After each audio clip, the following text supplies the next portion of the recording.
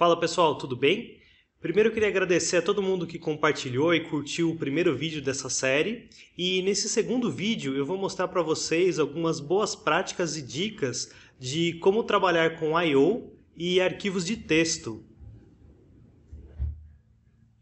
Para começar a falar um pouco sobre criar arquivos, eu vou falar um pouco sobre como criar diretórios e pastas, né? Então acho que é uma das primeiras coisas que a gente começa a trabalhar, que a gente precisa criar um arquivo. Primeira coisa, eu vou criar uma variável que vai se chamar pasta, e eu consigo usar um método, por exemplo, chamado directory.exist. Então eu vou fazer uma validação. Se esta pasta não existir, eu vou usar um outro método que é o createDirectory. E esse createDirectory eu posso inclusive configurar permissão e várias coisas desse diretório.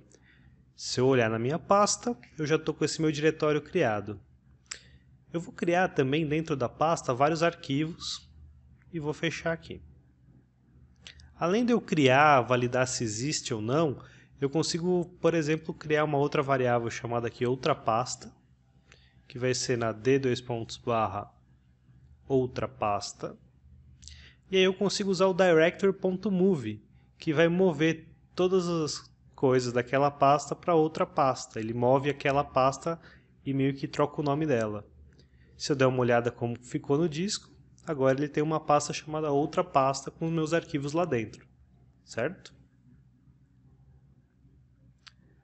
Além de eu mover, eu também consigo deletar, remover. Então vou usar aqui um directory.delete, outra pasta, só que como tem conteúdo dentro dela, eu preciso passar um true, que é, ele vai de forma recursiva deletar o que tiver dentro daquela pasta. Além dos métodos básicos de deleção, criação, eu consigo fazer outras coisas. Por exemplo, uma busca por todos os diretórios ou por todas as pastas que tem dentro de uma pasta. Então eu vou pesquisar tudo dentro da minha pasta projetos.tf que tenha no nome asterisco ds asterisco. Então asterisco é o wildcard. E vou passar uma opção que é só no primeiro nível de diretório, então ele não vai buscar dentro de todos os outros diretórios. Assim como eu consigo fazer uma busca por pastas, diretórios, eu também consigo fazer uma busca por arquivos que tem dentro daquela pasta. Então, por exemplo, eu vou buscar lá dentro do meu projetos.tf todos os arquivos que são arquivos de configuração, por exemplo, asterisco config. Só que eu não vou usar aquele top directory, eu vou usar all directories. Isso vai demorar um pouquinho mais, mas eu vou ter todos os arquivos de configuração que tem dentro dessa minha pasta. Notem que na execução ele vai dar um erro aqui no move, porque eu estou tentando mover uma pasta que não existe mais aquele d:/pasta. E agora vamos pegar aqueles diretórios. Notem que ele listou 36 diretórios, ele me retorna um array com as strings, e vamos pesquisar sobre os arquivos. Ele vai demorar um pouquinho mais, pessoal, mas daqui a pouco ele já termina. Ele está de uma forma recursiva acessando todos os diretórios e pesquisando os arquivos com esse pattern de asterisco.config. Terminou, se vocês notarem, ele achou 1809 arquivos e eu tenho uma lista, se eu quiser eu consigo acessar arquivo por arquivo, copiar, mover. Agora, pessoal, eu vou mostrar um pouco para vocês sobre a parte de escrita em arquivos. Então eu tenho aqui um file string e um string writer. E eu configurei esse string writer com autoflush igual a true. E aí eu vou executar writeLines nele para 10 milhões de linhas. Então eu vou deixar esse código executando aqui. Qual que é a ideia do autoflush igual a true? Você deixa ele configurado quando você quer que automaticamente, quando o string writer atinge o tamanho do buffer que você configurou, ele escreva isso realmente no disco. Isso é legal, facilita várias coisas, mas em determinados cenários faz sentido você controlar isso daí na mão. Quantas vezes você vai mandar fazer flush daquela informação. Então ainda está executando. Daqui a pouco vocês vão ver o tamanho desse arquivo e o tempo que demorou para gerar. Enquanto isso, notem que eu usei o using em todos esses arquivos. Daqui a pouco eu vou explicar o porquê melhor. Terminou de executar, demorou 49.000 milissegundos, certo? Então vou pegar aqui, o arquivo está gerado com meio giga, eu vou anotar aqui embaixo. 49.000 milissegundos. Qual que é a mudança que eu vou fazer? Eu vou deixar o auto-flush igual a false e vou escolher fazer flush a cada 1000 itens, a cada 1000 linhas que eu escrever nesse arquivo. Vou dar aqui um stringwriter.flush. E é isso, pessoal. Agora eu vou executar, vou deletar o arquivo e vou mandar executar de novo.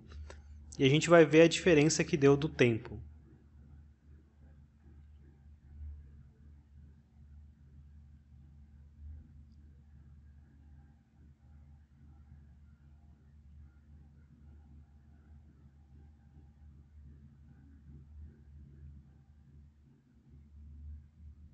Terminou.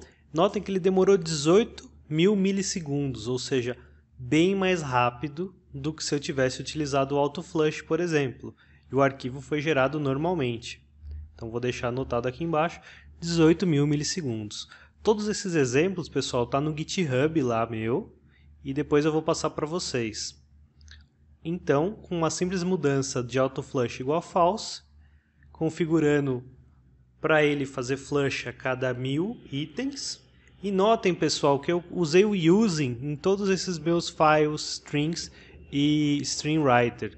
Ele ajuda a gente a dar dispose e controlar outras coisas do arquivo. Agora que a gente já sabe como escrever arquivos, até arquivos grandes, eu vou falar um pouquinho sobre leitura de arquivo. Para isso, eu vou criar um arquivo aqui chamado arquivo menor, porque eu tenho um outro arquivo ali de 2 GB. Então nesse arquivo menor eu vou colocar alguns textos nele para a gente poder ler, e eu vou mostrar a diferença de como você lê um arquivo normal, menor, ou um arquivo grande. O primeiro caso que a gente consegue usar para ler o arquivo é um file.readAllText, passando aquele meu caminho de arquivo.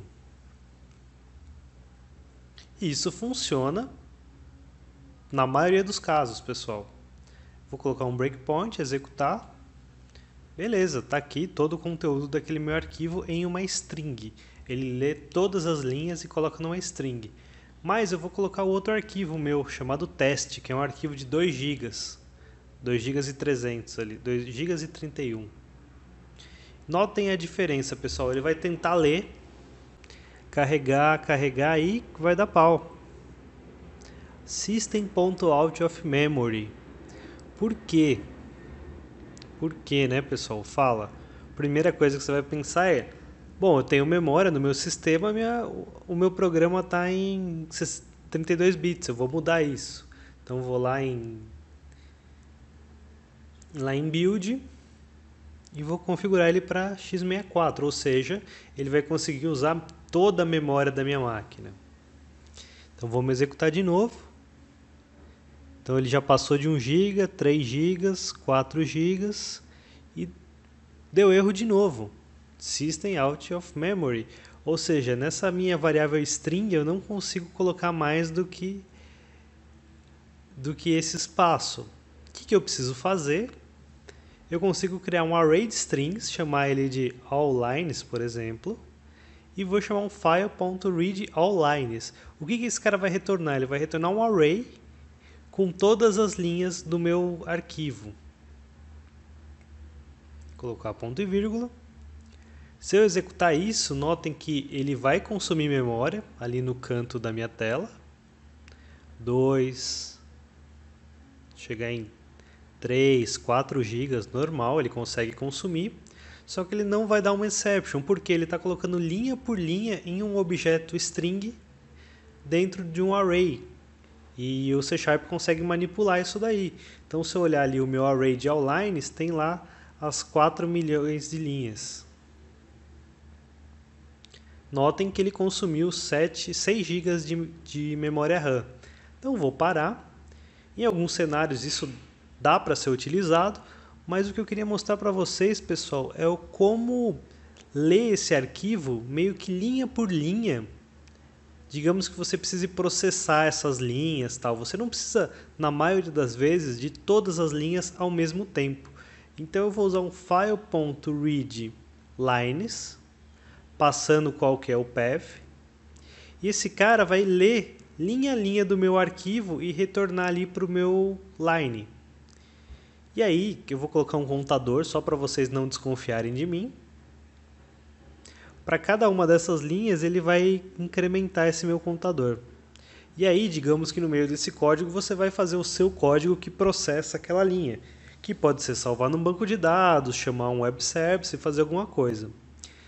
Notem, pessoal, que ele está processando todas as linhas do meu arquivo, mas está consumindo 25 MB de RAM. Então, isso é bem legal, porque você consegue processar arquivos grandes sem ter um overhead de gastar muita memória. Então, dependendo de um servidor, você acaba não tendo isso. E notem que o objeto line está disponível para a gente acessar ele em cada interação do for-each, certo? Assim como a gente fez isso com o for-each, pessoal, dá para fazer isso daqui com o string reader. Então, vou mostrar aqui um exemplo de como que a gente faz.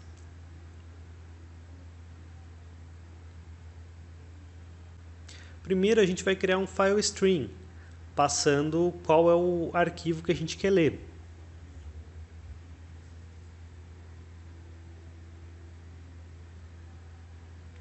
Vou passar inclusive como que eu quero usar aquele arquivo FileMode Open e qual o tipo de acesso que eu preciso, nesse caso só de read. Como eu falei no exemplo anterior, vou dar um using para assim que terminar isso daqui ele desalocar esse arquivo. Desalocar esse file string. Vou criar um outro using com o reader que a gente vai usar.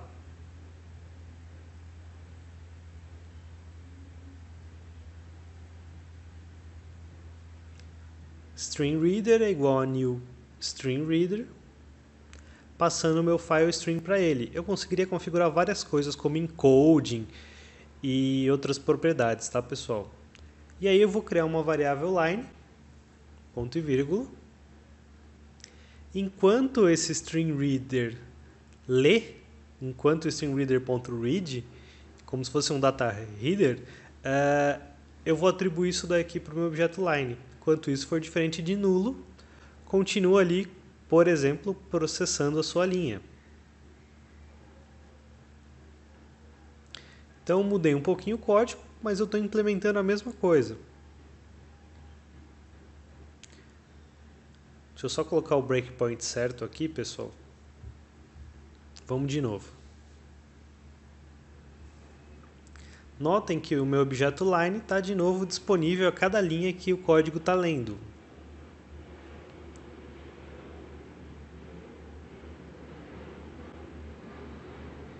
Terminou de ler todas as minhas linhas, retornou. Então essa é uma dica que eu tinha para vocês se vocês forem ler arquivos muito grandes, tá, pessoal? Quebrem ele e leiam linha a linha. Esses eram os principais exemplos que eu queria dar, pessoal. Esse daqui é o meu GitHub, o meu site, e nas próximas eu vou mostrar na parte de async como trabalhar com arquivos de maneira assíncrona. Obrigado, pessoal!